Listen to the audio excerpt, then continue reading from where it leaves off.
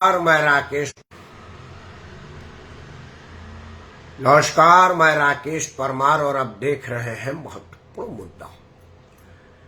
मित्रों, महत्वपूर्ण मुद्दे में आज का विषय है राजनीतिक दल की ब्लैकमेलिंग, परिवारवादी पार्टियों की दबाव की राजनीति और अपना भला भला जगमाही के प्रवृत्ति से कैसे निपटा जाए। आज मैं बात इसलिए कह रहा हूं कि बिहार में चुनावी सरगर्मियां तेज हो गई हैं।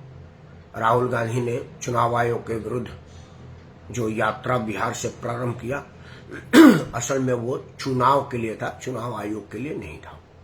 खैर, राजनीतिक दल के लोग हैं, एक पार्टी के राष्ट्रीय अध्यक्ष थे, जो पार्टी भारत की सबसे पहली पंजीकृत राजनीतिक पार्टी है। उनके पूर्व राष्ट्रीय अध्यक्ष को चुनावी सरगर्मी में भाग लेते रहना चाहिए।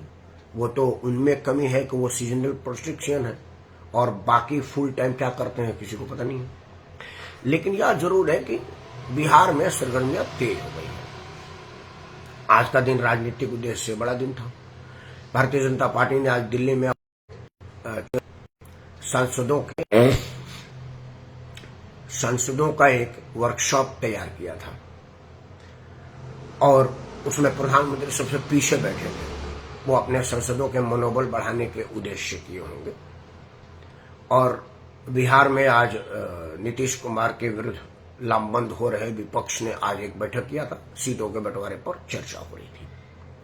उसी में से जो खबरें निकली उस पर मैंने सोचा कि आज का मुद्दा बनाया जाए।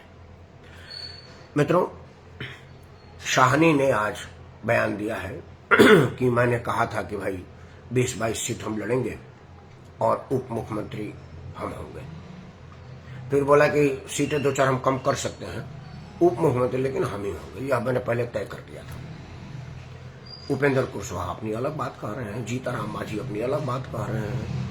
मतलब वो लोग जो 2%, आधे परसेंट, 1% वोट बैंक पर अधिकार रखते हैं, वो लोग उप मुख्यमंत्री और मुख्यमंत्री तक की दावेदारी कर रहे हैं।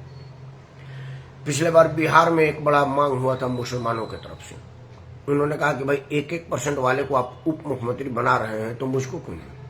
और उनका मांग गलत भी नहीं है। देश की दूसरी सबसे बड़ी आबादी है मुसलमान। तो उनका कहना बिल्कुल सही था कि भाई अगर आप 1% वाले को केंद्र में मंत्रालय दिए हैं, राज्य में भी मंत्रालय दिए हैं, ये हर जगह है। यूपी में देखिए, अनुप्रिया पटेल दिल्ली में मंत्री है, उसका पति राज्य में मंत्री है। बिहार में देखिए, जीतनराम मांझी दिल्ली में मंत्री है, उनका बेटा राज्य में मंत्री है। ये सब लोग 1-1%, आधा परसेंट वोट बैंक पर अपनी दावेदारी कर रहे हैं और ये गारंटी भी नहीं है कि वो सारा 2 वोट इन्हीं के कहने पर मिल भी जाता होगा।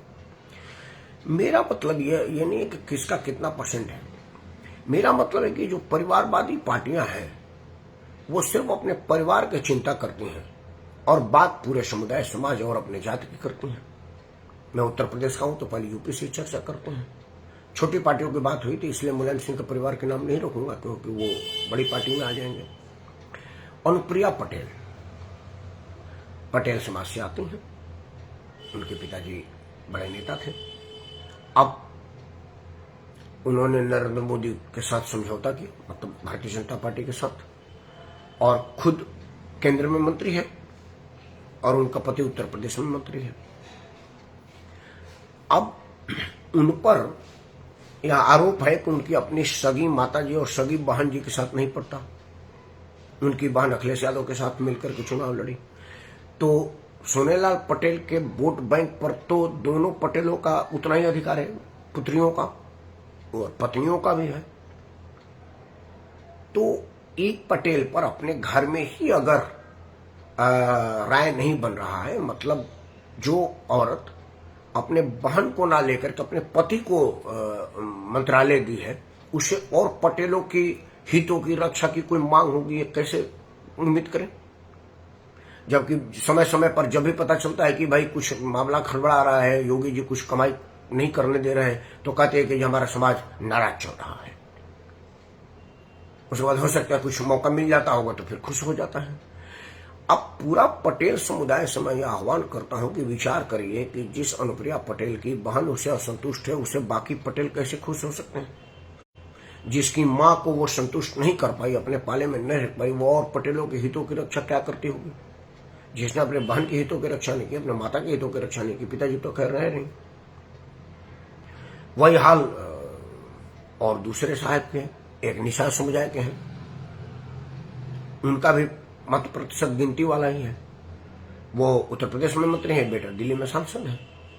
अभी कुछ दिन पहले कहते थे कि मेरा समाज बड़ा नाराज चल रहा है, तो मैंने वीडियो में कहा था कि लगता है कि उपराष्ट्रपति वाले चुनाव में उनके पत्नी के विषय में नहीं सोचा गया या बहू के विषय में नहीं सोचा गया, इसलिए नाराज हो गए। तो कम से कम जो दिल्ली में एमपी है उसे तो कम से कम कैबिनेट मंत्रालय दिए और 15-20 मंत्रालय मिले, या वो जो उत्तर प्रदेश में 1-2 मंत्रालय लेकर है उनको भी 8, 10, 9, 10, 11, 12, 15, 16, 20, 25, 50 मंत्रालय दिया जाए, तब उनका समाज खुश हो जाएगा। जो आदमी अपने भाई, अपने भतीजा का भला नहीं किया, अपना बेटा का सीट दिलवा दिया और खुद अपने मंत्री बन गया, वो अपने समाज के और लोगों को कितना रक्षा की बात करता होगा, यह सोचने वाली बात है। वीडियो लंबा हो जाएगा, सबके इतिहास बताऊंगा। बातें बिहार में जीताराम मांझी कितने परसेंट पे है बताने की जरूरत नहीं है। जीताराम मांझी स्वयं कैबिनेट मंत्री हैं, 1 सीट जीत गए हैं, और उनका बेटा वहां पर कैबिनेट मंत्री है बिहार में, और अभी उनको कह रहे कि सम्मानजनक 20, 25, 40 सीट मुझको चाहिए। यही हाल और लोगों का भी है। अब एक एक आदमी का नाम रख करके टाइम खराब नहीं करूंगा आपको, आते हैं मेन मुद्दे पर। मित्रों, मेरा मानना है, मेरा कहना है कि जो ये परिवारवादी पार्टियां होती हैं, इनके झांसे में उनका जात कैसे आ जाता है। वो देखना, सुनना, समझना नहीं चाहता। वो ये नहीं देख रहा है कि एक औरत अपने बहन को नहीं दी अधिकार, अपने पति को दे दी कि भाई केंद्र में मैं हूं तो राज्य में मेरा पति रहेगा। यहां तक कि उसने ये भी नहीं कहा कि मेरी बहन को कम से कम विधायकी दे दीजिए, किसी कमेटी का चेयरमैन बना दीजिए, मेरी माता जी हैं उनको कुछ दे दीजिए, सम्मानजनक स्थिति, 4 सिपाही दे दीजिए गार्ड के रूप में। लेकिन नहीं, मैं और मेरा पति। बच्चा अभी छोटा होगा या हुआ नहीं होगा, मुझे उसकी जानकारी नहीं है। वही हाल जीतराम मांझी का है। मांझी कहते हैं कि हम दलित समुदाय का रिप्रेजेंट करते हैं, दलितों की रक्षा करते हैं। अब जीतराम मांझी केंद्र में मंत्री हैं, उनका बेटा राज्य में, बिहार में मंत्री है। अब उसके अलावा जीतराम मांझी ने किसी दलित के लिए कोई सीट मांगा, कोई दलित के लिए कोई पोजीशन मांगा, अगर बिहार में मंत्री बनना था तो बेटे ने किसी और को बना दे, तब कहता है कि भाई दलित के हितों की रक्षा करते हैं। या केंद्र में खुद ही हट जाते, बोले अब तो मेरी उम्र होगी, मैं तो मुख्यमंत्री भी रह लिया, राज्य में मंत्री भी रह लिया, अब केंद्र में मेरे जगह तो ये फलाना दलित को दे दिया जाए। ऐसा देखा आपने कभी? वही हाल दूसरे दलित का है। रामविलास पासवान जी रहे, जब तक खुद रहे, अपने समय में अपने दोनों भाइयों को मंत्री बनाया, सांसद बनाया, भतीजे को बनाया, और अब अपने बेटे को राजगद्दी देकर के सुरक्षित रखते हैं। भगवान उनका आत्मा को शांति दे। यह जो परिवारवादी लोग हैं, वो सबसे पहले जातीय विद्वेष फैलाते हैं कि फलाना जाति बड़ा नाराज है, सरकार से अपनी हकों की मांग कर रहा है। और जो सरकार कहती कि भाई हम आपको हक देने हैं तो कल मेरे को दे दीजिए, मेरे बेटे को दे दीजिए, मेरे बहू को दे दीजिए, मेरे दामाद को दे दीजिए, बस यही जात है, इसी को दे देने से सब लोग संतुष्ट हो जाएंगे। मित्रों, यह बीमारी इसलिए है कि संविधान में आरक्षण का प्रावधान करके इन लोगों को खाद पानी देने का व्यवस्था शुरू से ही हो गई, और अब जब जब चर्चा होती है आरक्षण पर पुनर्विचार का, तब तब ये बवाल कर देते हैं उन्हीं लोगों को लेकर के जिन लोगों के हकों को ये मारते हैं। क्योंकि जब भी दलित आंदोलन आता है, मैंने नहीं देखा कि रामविलास जी या मायावती जी या मीरा कुमार जी, जो बड़े दलित चेहरे हैं, जो कैबिनेट मंत्री का दर्जा या तो थे या हैं या फिर बाद में बनेंगे, वो लोग फ्रंट में आए हो। फ्रंट में वही आता है जो मोची का काम करता है, जूता सी के जीवन यापन करता है, जो और कोई ऐसी तरह का काम करता है जिस कामों से उबार करके मेन स्ट्रीम में लाने के लिए संविधान निर्माताओं ने उनको आरक्षण का प्रावधान दिया था। लेकिन वो कहते कि नहीं, तुम्हारा काम नहीं है सोचना, हमारा काम है, क्योंकि हमारे परिवार को मिल गया तो सबको मिल गया। उन्हीं लोगों को आगे खड़ा करते हैं और लड़ाई बड़ाई वो सब वही लोग करते हैं। पुलिस मारे ये, अब या पुलिस को मारे, वो फिर करते हैं, और बाद में उनका समुदाय वाला रोल्स रॉयस पर चलता है। कोई दलित का बच्चा रोल्स रॉयस पर चलता है, हेलीकॉप्टर में जन्म आता है, मैं इस बात का विरोध नहीं हूं। मेरा कंसर्न है कि भाई सारे दलित के बच्चे हेलीकॉप्टर में जन्मदिन मनाए, आप ही क्यों? यह विचार जब तक उन समुदाय के लोग नहीं करेंगे, उस समाज के लोग नहीं करेंगे, आप ऐसे ही ठगे जाएंगे और आपका ठगना जारी रहेगा। विचार जरूर करिएगा। जब अब की बार आपके जात का नेता आपके पास आए तो उनको जरूर पूछिएगा, भाई आप ही पिता पुत्र के अलावा बाकी दलित में कोई योग्य समझदार आदमी नहीं था जो केंद्र में या राज्य में मंत्री बनता। आप ही पति पत्नी के अलावा कोई समाज में ब्रिलियंट आदमी नहीं था जो विधायक एमपी बन सकता था। जब यह बात उनके समाज के लोग पूछने लगेंगे तब उनको विचार करने पर मजबूर होना पड़ेगा। मैं पूछूंगा तो सीधा सीधा कहेंगे कि ये क्षत्रिय आदमी है, इसी ने तो हमको दबाया है, इन्हीं के तो विरुद्ध लड़ाई है। या हो सकता है किसी आदमी को फर्जी केस करवा दे के ST लगाओ, 6 महीने जेल में जाए, बहुत बोलता है, हमारे लोगों के हितों की चिंता करता है। जब ये चला जाएगा तो मुंह बंद हो जाएगा। इसको देख करके आगे आने वाले भी 10-20 लोग नहीं बोलेंगे वाले। देखो राकेश परमार बोला था ST स्टेट में बंद है। यह विचार जरूर करिएगा। मेरी इच्छा है कि भाई संविधान निर्माताओं ने जो उद्देश्य को लेकर के आरक्षण का प्रावधान किया था उसकी पूर्ति नहीं हो रही है। नहीं तो 79 वर्ष के हमारा स्वतंत्रता हो गया और अब तक हम आरक्षण के सहारे ही हैं, आरक्षण की वजह से ही हैं।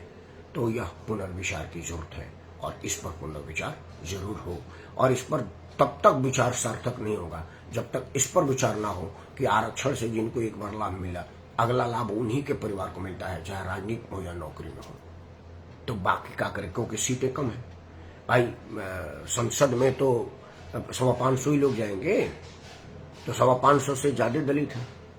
तो अगर 525 भी अगर दलितों के लिए कर दिया जाए तो बाकी कहां से जाएंगे, क्योंकि एक बार जो संसद बन जाता है अब उसका बपोती होगा, वो जाएगा, उसके बाद उसका बेटा जाएगा। विचार यह जरूर करिएगा। मेरा चिंता आज यही है, क्योंकि अब चुनाव नजदीक है। तो अगर यह चिंता आप अपने मुंह से जारी करेंगे तो शायद इस पर पुनर्विचार हो, और इस पर पुनर्विचार हो इसी उद्देश्य से मैं ये वीडियो आपके सामने बनाया हूँ और अपनी निवेदन आपके सामने लाया हूँ। विचार जरूर करिएगा और मेरा प्रणाम स्वीकार करिए। जय हिंद, वंदे मातरम और जय भारत।